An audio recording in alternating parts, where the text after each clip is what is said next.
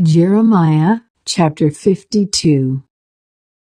Zedekiah was 21 years old when he became king, and he reigned in Jerusalem 11 years. His mother was Hamudal, the daughter of Jeremiah from Libnah. But Zedekiah did what was evil in the Lord's sight, just as Jehoiakim had done. These things happened because of the Lord's anger against the people of Jerusalem and Judah until he finally banished them from his presence and sent them into exile. Zedekiah rebelled against the king of Babylon. So on January 15, during the 9th year of Zedekiah's reign, King Nebuchadnezzar of Babylon led his entire army against Jerusalem. They surrounded the city and built siege ramps against its walls. Jerusalem was kept under siege until the 11th year of King Zedekiah's reign. By July 18, in the 11th year of Zedekiah's reign, the famine in the city had become very severe, and the last of the food was entirely gone. Then a section of the city wall was broken down, and all the soldiers fled. Since the city was surrounded by the Babylonians, they waited for nightfall. Then they slipped through the gate between the two walls behind the king's garden and headed toward the Jordan Valley. But the Babylonian troops chased King Zedekiah and overtook him on the plains of Jericho, for his men had all deserted him and scattered. They captured the king and took him to the king of Babylon at Riblah in the land of Hamath. There, the king of Babylon pronounced judgment upon Zedekiah. The king of Babylon made Zedekiah watch as he slaughtered his sons. He also slaughtered all the officials of Judah at Riblah. Then he gouged out Zedekiah's eyes and bound him in bronze chains, and the king of Babylon led him away to Babylon. Zedekiah remained there in prison until the day of his death.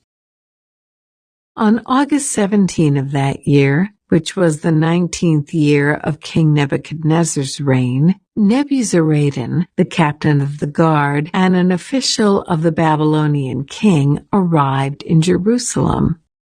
He burned down the temple of the Lord, the royal palace, and all the houses of Jerusalem. He destroyed all the important buildings in the city.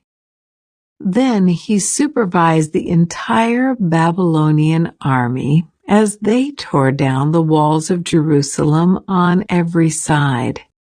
Then Nebuzaradan, the captain of the guard, took as exiles some of the poorest of the people, the rest of the people who remained in the city, the defectors who had declared their allegiance to the king of Babylon, and the rest of the craftsmen. But Nebuzaradan allowed some of the poorest people to stay behind to care for the vineyards and fields. The Babylonians broke up the bronze pillars in front of the Lord's temple, the bronze water carts, and the great bronze basin called the sea, and they carried all the bronze away to Babylon. They also took all the ash buckets, shovels, lamp snuffers, basins, dishes, and all the other bronze articles used for making sacrifices at the temple. The captain of the guard also took the small bowls, incense burners, basins, pots, lampstands, ladles, bowls used for liquid offerings, and all the other articles made of pure gold or silver. The weight of the bronze from the 2 pillars, the sea with the 12 bronze oxen beneath it, and the water carts was too great to be measured. These things had been made for the Lord's temple in the days of King Solomon. Each of the pillars was 27 feet tall and 18 feet in circumference.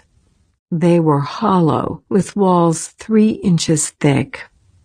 The bronze capital on top of each pillar was 7.5 feet high and was decorated with a network of bronze pomegranates all the way around.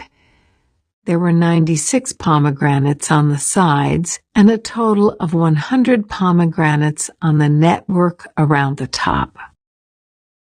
Nebuzaradan, the captain of the guard, took with him as prisoners Seraiah, the high priest, Zephaniah, the priest of the second rank, and the 3 chief gatekeepers.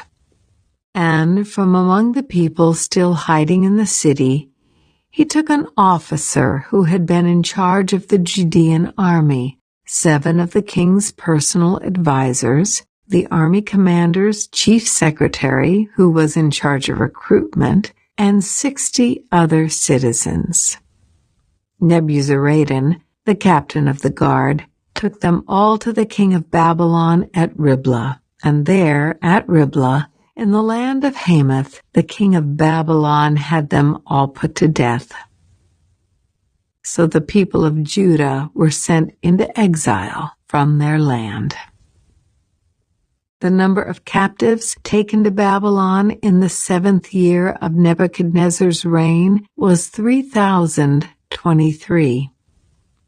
Then, in Nebuchadnezzar's 18th year, he took 832 more. In Nebuchadnezzar's 23rd year, he sent Nebuzaradan, the captain of the guard, who took 745 more, a total of 4,600 captives in all. In the 37th year of the exile of King Jehoiachin of Judah, evil Merodach ascended to the Babylonian throne. He was kind to Jehoiachin and released him from prison on March 31 of that year. He spoke kindly to Jehoiachin and gave him a higher place than all the other exiled kings in Babylon. He supplied Jehoiachin with new clothes to replace his prison garb and allowed him to dine in the king's presence for the rest of his life. So the Babylonian king gave him a regular food allowance as long as he lived. This continued until the day of his death.